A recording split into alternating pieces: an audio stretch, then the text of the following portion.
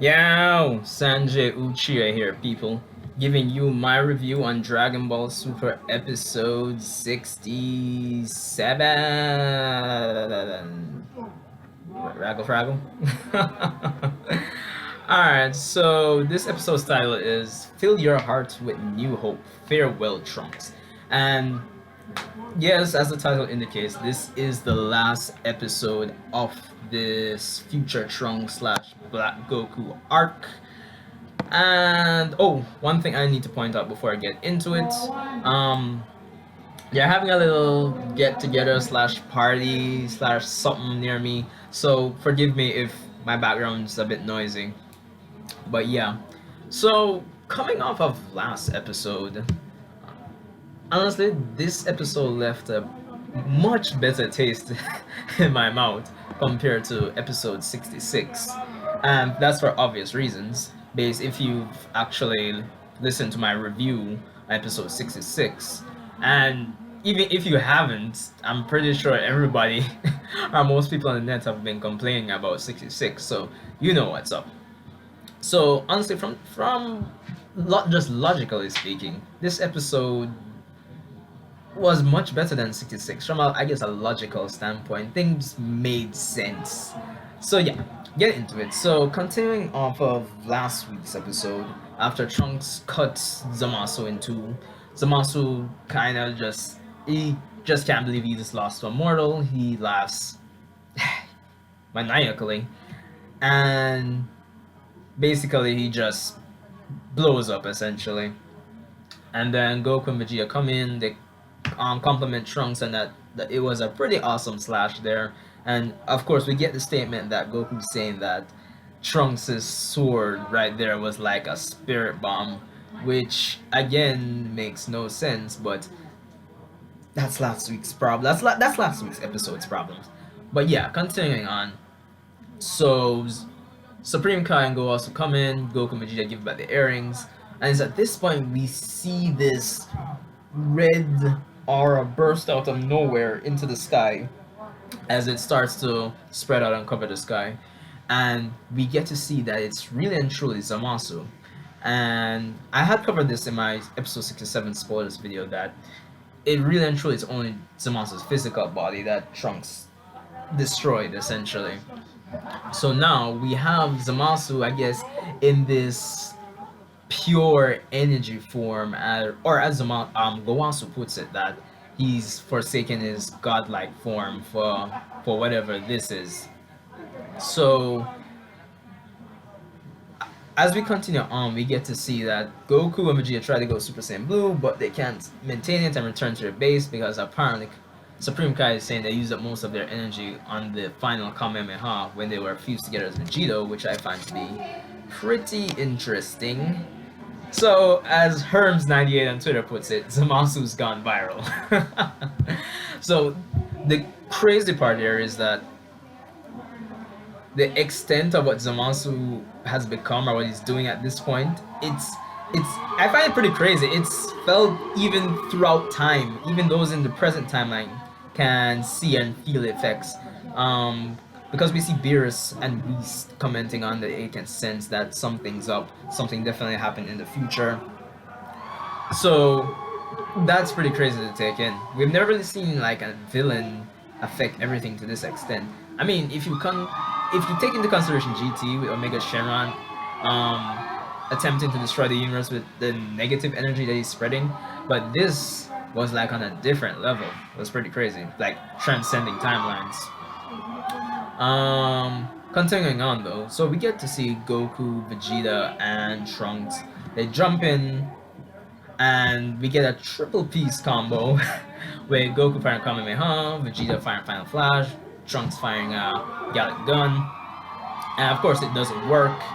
And Zamasu proceeds essentially, which I find, to me, this really adds to Zamasu's character as a villain per se, in that he wipes out all the remaining humans on the planet. Well, I guess all 20 of them. Alright, probably 200. Yeah, as I said, my background's a bit noisy, so sorry about that.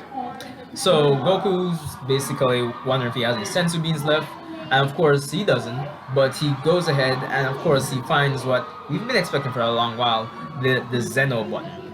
So goes ahead to ask Supreme Kai if Zeno in this timeline would essentially still exist. Of course, Supreme Kai says yes because no one would be able to beat him.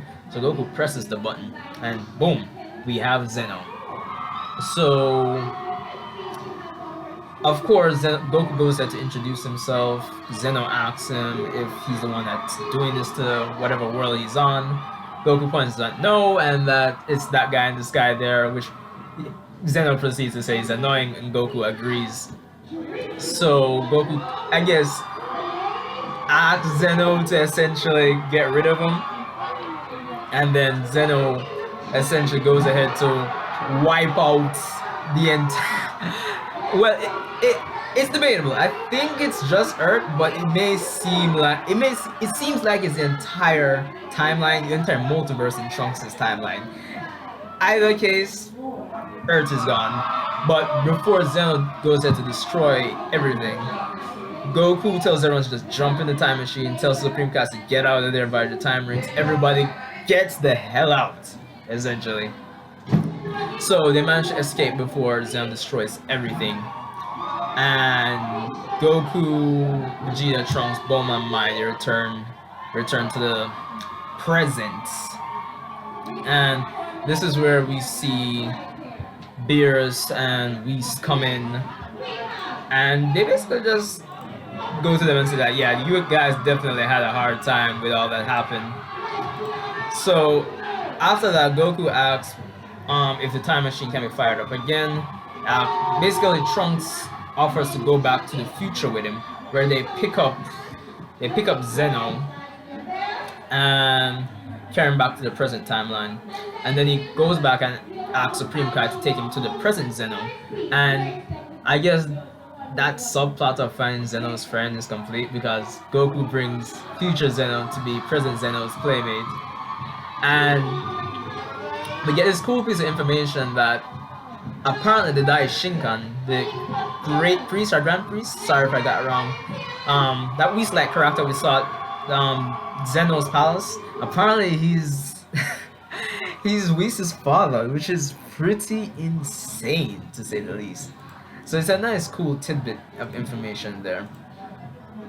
So after that, we get the last segment of this where all the characters are basically just chilling, eating, and trying to find a way to essentially, I guess, we suggest that Trunks can probably be able to get back to a version of his timeline.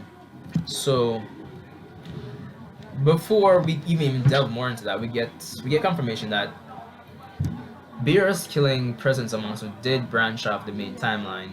So Beerus, in a sense, created another timeline when he killed Present Zamasu, which makes sense. And after this, we see Whis mentioning that Trunks he could go to Trunks' future before, I guess in the Buu Saga in Trunks' future, before Supreme Kai is killed and by extension Beerus, and basically stop Zamasu from there. Well, tell Beerus to stop Zamasu. But the characters contemplate whether Beerus could destroy the immortal Zamasu, and even killing Zamasu at that point would really help anything.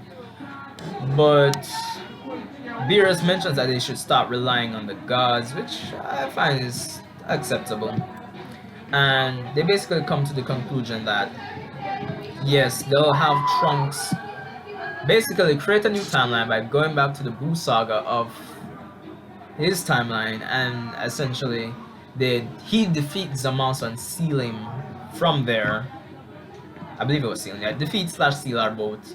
Yeah, and basically prevent. Well, it's kind of tricky because I would still think that Black would show up, but he would be powerful enough to defeat Black. So basically, he's going to go back to an earlier point in time in his timeline to prevent everything from happening. And that's the decision they essentially come to, which I find to be acceptable. There was one point in the debate where Bulma mentioned that if they went back to the future before before who was it? Well, getting lost for words here. Yeah, before Zeno destroys the timeline, that they just basically have to deal with Zamasu again. So I like to see that they're keeping up some consistency with all this time travel madness. So we do conclusively, yeah, the plan is for Trunks to go back to the Buu Saga of his timeline and deal with Zamasu from there and preventing all of this shit from going down.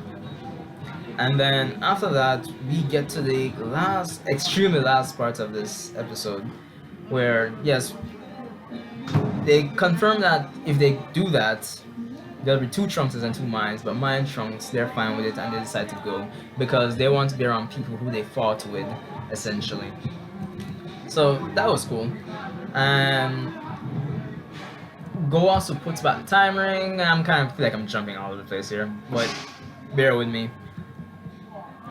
So we get the scene of Trunks getting ready to leave, which I found this scene to be so satisfactory. Not just from a character standpoint, but it just drove the emotions home where this arc is concerned and all that's happened. So Trunks gets some supplies from Bulma, and he's starting to say his goodbyes. And one of my favorite scenes here is when he's leaving and Vegeta's staring at him. You can see how proud Vegeta is of his son. Vegeta goes in to attack Trunks, Trunks blocks it, and they're just both smiling at each other. And it's such a warm father-son moment from a Saiyan perspective, which I absolutely love. We got some comedy with Bulma telling Trunks and Mai that apparently her future self will be getting grandkids first, so give herself her regards, essentially. So that was kind of funny, but it'd be cool to see Trunks' son. I mean, get another arc with future Trunks and his son. That would be pretty cool. But the emotional home run continues as when Trunks is leaving, he sees Gohan and Piccolo, and when he sees Gohan, he starts to basically break down and cry because it really reminds him of future Gohan, and essentially his failure to actually protect his future world. Even though he's going to he's creating another timeline where he'll prevent all those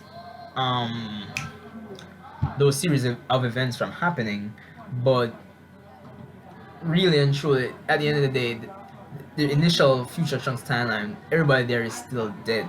So at the end of the day, it is what it is, essentially. So that still sucks, and I like that. It just felt like this final major character development where future Trunks is concerned, and I love that. And after he disappears, that's your episode, and by extension, the end of the arc. And I must say, this episode, it was tied up I wouldn't say all the loose ends of the arc itself, but what needed to be resolved where I guess that for an arc like this where ending is concerned. And it's cool to see that Trunks and Mai in a sense will be finding happiness. It didn't end and leave a bad taste in your mouth. As I mentioned at the start of this review, like episode 66, it was a more than satisfactory and an emotional end to an amazing arc, one of the best in the entire franchise, I'd say. Even though the end was a bit, well, not this episode, but last episode was a bit, and there have been problems throughout the arc. Yeah, I really need to do a whole arc review so I can flush out these points more. But yeah, all in all, this was a great episode of Dragon Ball Super. From a storytelling standpoint, where resolving things is concerned, with the arc ending it overall, and it hurts me to see that it's actually over, honestly. Based on the episode preview, you know things are probably they changed the next episode preview music back to the old one. But give me your thoughts on this episode and the arc overall. Let me know what you think in the comment section below. I'm gonna miss this arc. I'm gonna miss Future Trunks. even though he had a major plot armor. But